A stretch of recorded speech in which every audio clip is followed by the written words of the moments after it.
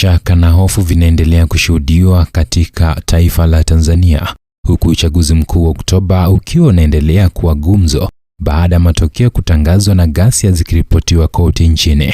Watu wengi wameripotiwa kupoteza maisha, huku hali ya kisiasa na kiusalama ikibaki kuwa changamoto kubwa kwa taifa. Kumbuka kusubscribe, kulike pamoja na kucomment. Turn on notifications ili kupata habari pindi tunapoposti. Mashuhuda na vyombo vya habari vya kimataifa vimeripoti kuwa mamia ya raia wamefariki katika ghasia zilizotokea baada ya uchaguzi. Hali hiyo ilianza pale baadhi ya wagombea wakuu wa upinzani waliposhindwa kuruhusiwa kuwania urais, jambo ambalo lilisababisha waandamanaji kuandamana kwa amani, kisha hali kubadilika kuwa vurugu. Serikali inadai idadi ya vifo ni ndogo na kuwa ripoti za upinzani ziko juu mno, lakini Umoja wa Mataifa umetaka Tanzania kufanya uchunguzi huru ili kubaini ukweli. Wagombea wakuu wa upinzani walikamatwa mara baada ya uchaguzi. Baadhi yao walitolewa kwa dhamana, huku Tundu Lissu, mmoja wa viongozi mashuhuri wa upinzani, bado yuko kizuizini akishtakiwa kwa mashtaka ya uhaini.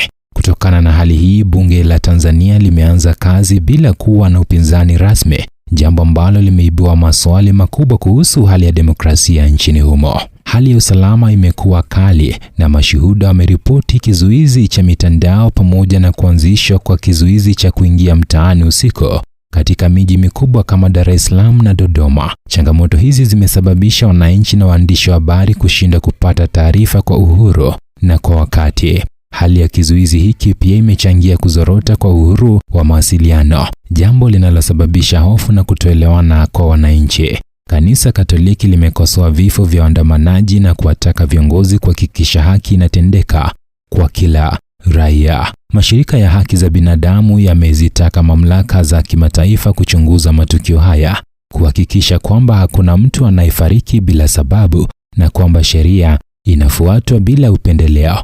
Hii ni ishara kwamba jamii ya kimataifa inachunguza kwa makini hatua za serikali ya Tanzania. Zaidi, hali hii ya kisiasa inaweza kuathiri kanda ya Afrika Mashariki. Ushirikiano wa kikanda, biashara na usafirishaji wa wakiwemo wafanyabiashara kutoka Kenya unaweza kukumbwa na changamoto. Watalii na wawekezaji wanapaswa kuwa makini na hali ya sasa, huku serikali za jirani zikifuatilia maendeleo ya ghasia hizi.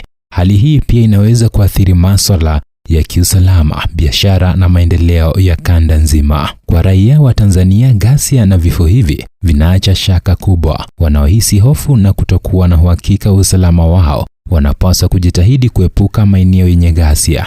Vilevile, wananchi wanatakiwa kuendelea kushirikiana na mashirika ya kiraia ili kuhakikisha haki zao zinalindwa. Hii ni changamoto kubwa, lakini pia ni fursa kwa jamii ya kimataifa kuingilia kati kwa ushauri, msaada na kuhakikisha kwamba haki za kibinadamu hazianguki mizizi. Hali ya kisiasa nchini Tanzania pamoja na usalama uliokithiri inatuonyesha kwamba demokrasia, haki na uwajibikaji wa viongozi ni muhimu kwa maendeleo ya taifa lolote.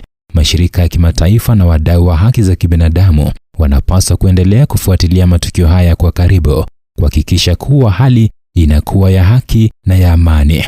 Tunaendelea kufuatilia hali hii kwa karibu, tukileta taarifa mpya pale zinapopatikana. Vifo, ghasia na kizuizi cha mitandao ni ishara kwamba haki za kibinadamu zinahitajika kulindwa na kwamba wananchi wanapaswa kushirikiana kuhakikisha usalama na amani vinarudi. Hii ni Mashua ya Habari, tukielekeza macho yetu kwenye usalama, haki na maendeleo ya raia wa Tanzania. Endeleeni kutazama Mashua TV Kenya kwa habari za ndani na za kanda, huku tukikuletea taarifa zinazoweza kuathiri maisha yako, biashara yako na uhusiano wa kikanda. Usisahau kusubscribe na kuturn on notifications ili kupata habari kwa wakati.